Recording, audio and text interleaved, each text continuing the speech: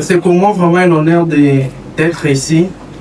Nous serons bilingues, c'est-à-dire je vais parler en français, j'ai mis certains slides en anglais pour permettre à ceux qui veulent aussi comprendre. Et je suis sûr qu'il y aura beaucoup de questions. Et les slides ne sont pas assez kilométriques. On va essayer de pouvoir beaucoup discuter, interagir ensemble pour permettre que les gens puissent comprendre sur la santé mentale. Comment nous pouvons parvenir à transformer l'éducation à travers la promotion de la santé mentale.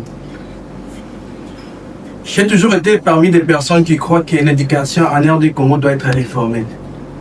La première chose, quelqu'un qui passe des premières années à 6e année en apprenant l'anglais, mais dès qu'il finit, il est incapable de pouvoir parler certains termes.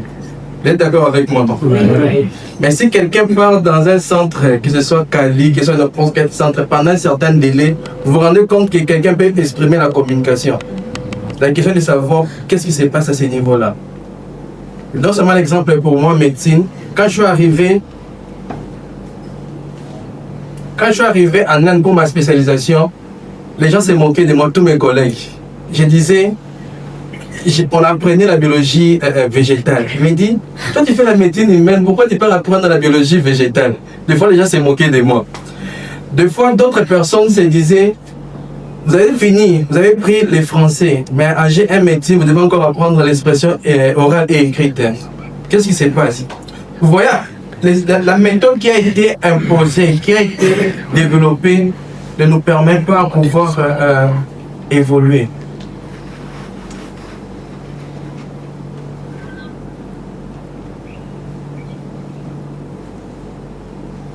J'ai envie de pouvoir partager ça ensemble. C'est un message WhatsApp, hein? Message WhatsApp qui commence Love you. Après ça, on envoie des sticks. Si vous suivez, après ça, on dit Love you. On envoie toujours des sticks. Quelque part, il dit I hate you. C'est-à-dire, je te déteste. Quelle est la réponse de la personne?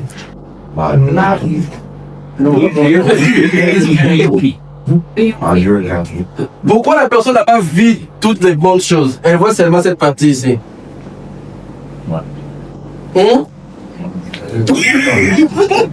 C'est plus facile à croire au négatif qu'au positif. Il nous est déjà arrivé. Tous les bienfaits qu'on peut nous faire, si seulement quelqu'un me fait quelque chose de mal, qu'est-ce que je vais retenir? Le mal. Ben, tous les bienfaits, on fera quoi? On va oublier.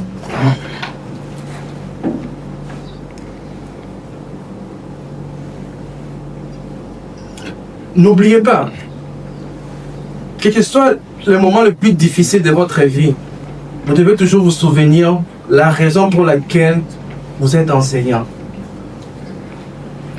Nous tous, on doit toujours nous souvenir pourquoi nous sommes enseignants et pourquoi nous continuons toujours à enseigner ou bien à continuer toujours à exercer.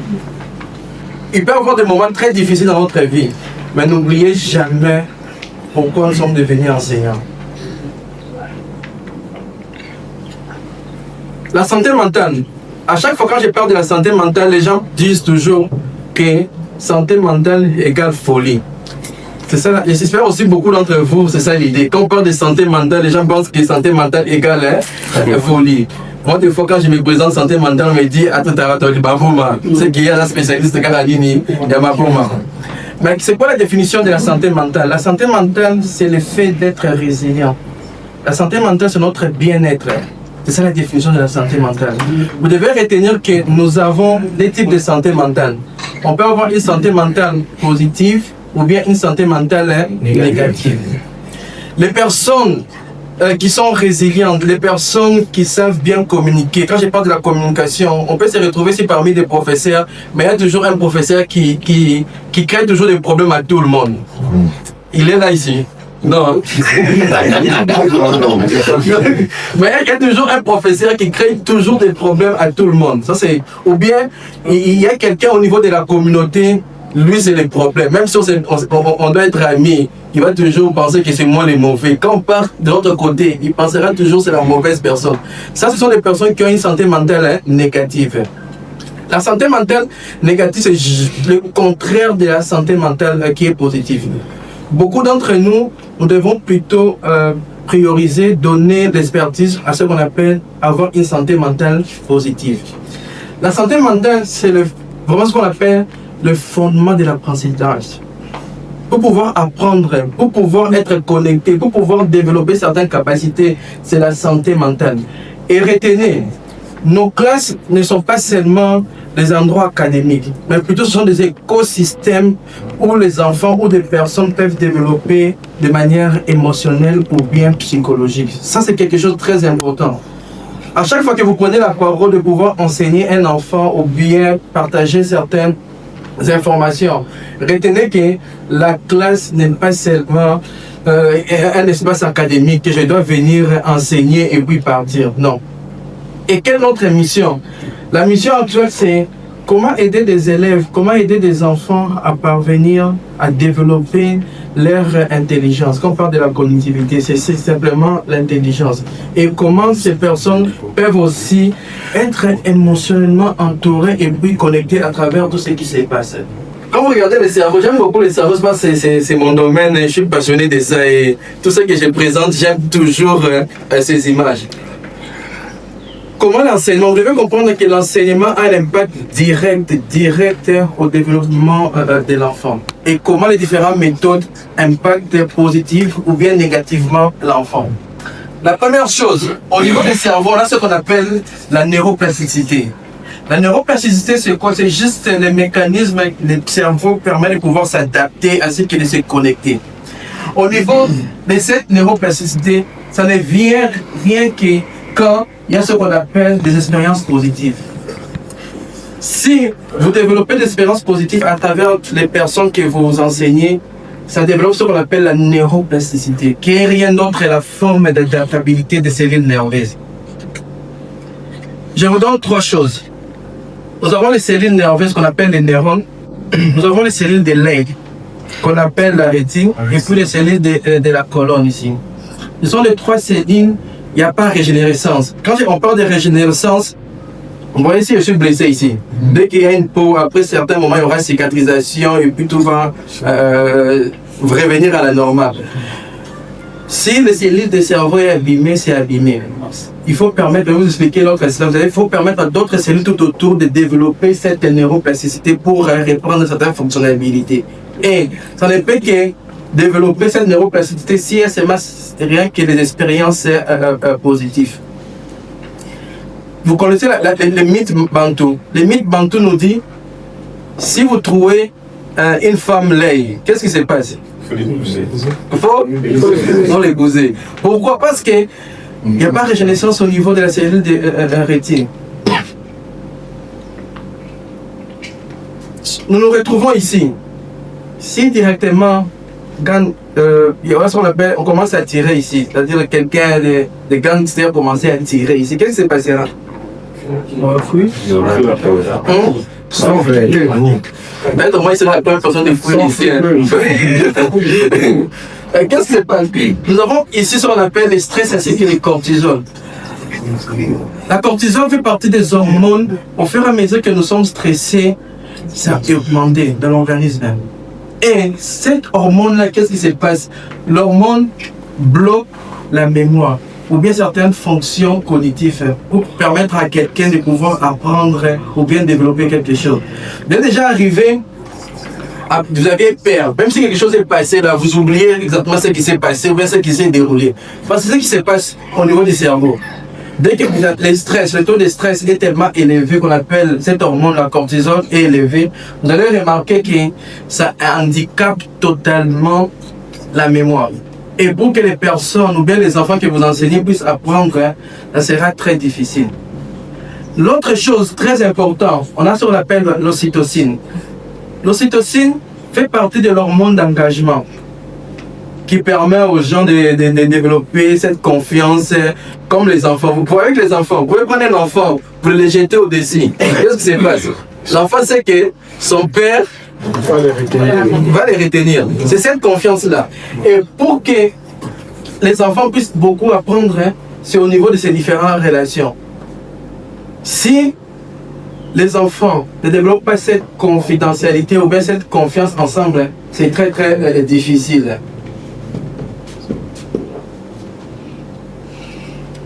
J'ai parlé de cette neuroplasticité. Vous pouvez voir ce qu'on appelle des neurones. Au fur et à mesure qu'il y a une interaction très positive, ça permet de pouvoir développer cette connectivité. Cette connectivité ici. Oui. Ça permet de pouvoir développer. Et ce sont des cellules nerveuses qui s'interconnectent jusqu'au niveau, il y a ce qu'on appelle des éléments, des expériences très positives pour l'organisme. Retenez quelque chose. L'enfant en prend très rapidement si et seulement si la première chose quand il se sent en sécurité. Le terme qui est là, la curiosité. Si vous développez votre classe, la manière de pouvoir enseigner, ou bien vous avez un style d'aider les gens à se sentir pas seulement en sécurité, un style, les enfants sont tellement curieux à pouvoir apprendre. Et puis, ils sont émotionnellement connectés. Si vous suivez les cursus que j'ai toujours été contre pour le gouvernement congolais, c'est parmi mon combat, comme on dit. Et dans beaucoup de mes publications, beaucoup de mes speeches, j'ai fait toujours allusion à ça. Vous allez remarquer que beaucoup des enfants fouillent le cours de la classe d'anglais. J'ai jamais posé la question pourquoi. Beaucoup de... Quand ils disent, oh non, English teacher is there. Mais si ces enfants sont émotionnellement connectés, qu'est-ce qui se passera? À chaque fois que leur enseignant sera là, ils auront cette émotion de continuer à faire quoi? À apprendre.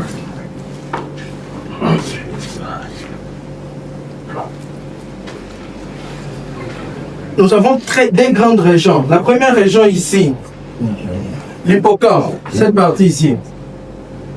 L'hippocampe, c'est la région qui permet la connexion de la mémoire, stocker beaucoup d'informations. Cette région ici du cerveau, qui est tellement connectée avec cette région qu'on appelle la région préfrontale. Parce que parmi les parties du cerveau, nous avons la partie frontale qui est là, la partie pariétale, la partie temporale, ainsi que la partie occipitale, bien la partie postérieure que les gens appellent.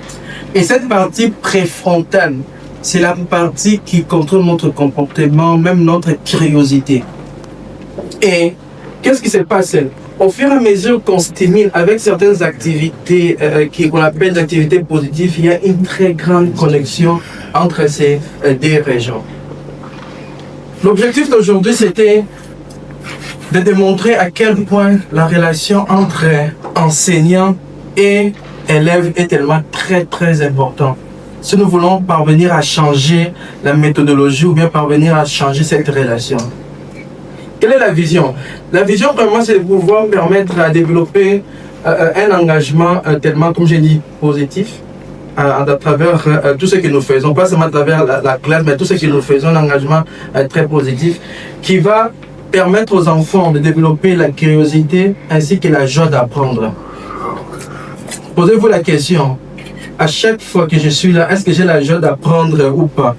Même les fois qu'on se retrouve ici pour cette formation, est-ce que nous avons la joie d'apprendre ou pas? Vous savez, aujourd'hui, récemment, j'ai discuté avec ma collègue qui est psychologue aussi. Aujourd'hui, en RDC, il y a des professeurs qui se vendent quand les enfants échouent. Il dit, je suis tellement content, les enfants ont échoué. Il est très content, il y a des professeurs comme ça. Que ce soit des professeurs, tous les professeurs que nous connaissons. Mais il y a des gens, ils s'indiquent que dans ma classe, il y a jamais eu 50 personnes qui ont réussi. Il y a toujours eu 10 personnes. Et il est content pour ça. Mais la question qu'on doit se poser, est-ce qu'il enseigne avec engagement? Est-ce qu'il enseigne et aide la classe de manière positive? Est-ce qu'il enseigne avec curiosité? Est-ce que les gens ont de la joie de continuer à apprendre? Des fois, on peut toujours dire que cet enfant est mauvais. Mais la question de se poser, est-ce que ce n'est pas moi qui est le mauvais enseignant? On a du mal souvent à pouvoir se poser cette question. La plupart des professeurs ou bien des enseignants qui développent leur classe avec des émotions très connectées, ça marche facilement. Et les enfants restent pour pouvoir continuer à faire quelque chose. Respecter le chemin de la connexion. Beaucoup d'entre nous, nous voulons enseigner avec la paire. Ou bien, pas seulement la paire, nous voulons enseigner de manière très rigide pour faire peur aux autres. Mais plutôt, nous devons respecter cette connexion qui est éviter ce qu'on appelle que les enfants, même les personnes puissent avoir peur. Ce qui fait très mal au niveau de l'éducation. Vous avez remarqué que certains enseignants très rigides, quand il est là, A, B, C, D, E, F, G, A, et puis la classe doit dire comment, hein? Amen. C'est ça qu'on appelle la rigidité. Il y en a beaucoup d'exemples que vous connaissez. Beaucoup de personnes, quand ils viennent, ils sont contents quand les enfants perdent de lui. Quand il entre là, il est content quand tout enfant part. Ou bien tout enfant est dans son coin.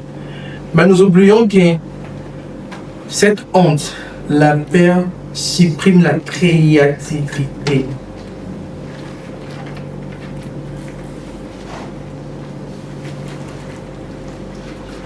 Beaucoup d'entre nous, nous avons dit être formés dans beaucoup des années passées. Je donne seulement un exemple pour moi. Moi aujourd'hui, des fois, les 26 provinces, on avait 11. Moi j'étais formé, quand j'ai grandissé, je connaissais qu'il y avait 11 provinces. Mais actuellement, nous avons combien? 26 provinces. Une simple question. Est-ce que parmi nous dans la salle, tout le monde connaît les 26 provinces par cœur? Non. Hein? Non. Pourquoi? Parce que des fois,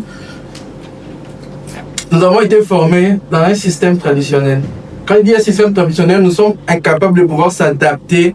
Je ne sais pas, c'est ma même moi. Même moi, si vous me posez la question sur les 26 provinces, j'ai du mal à pouvoir citer ça en ordre. Parce que pourquoi? J'ai été formé dans un système que je peux considérer un système traditionnel et des fois, le changement est tellement très difficile pour s'adapter.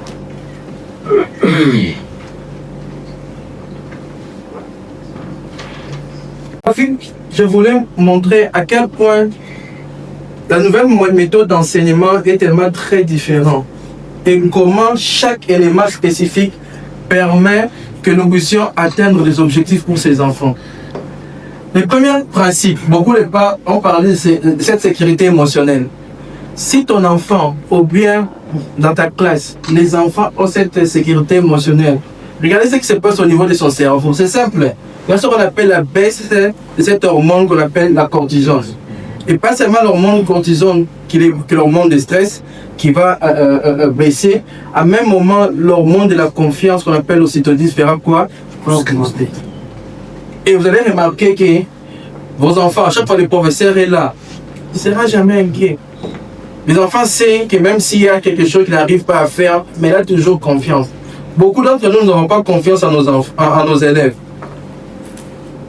Quand on enseigne devant les gens, on dit ok, vous devez faire ça, ça, et beaucoup, quand on crée une frustration, on supprime cette créativité, le taux de stress est élevé. C'est comme beaucoup d'entre nous, dès que les profs de mathématiques entrent et disent aujourd'hui il y a une dérogation, qu'est-ce qui s'est passé? Qu'est-ce qui s'est passé?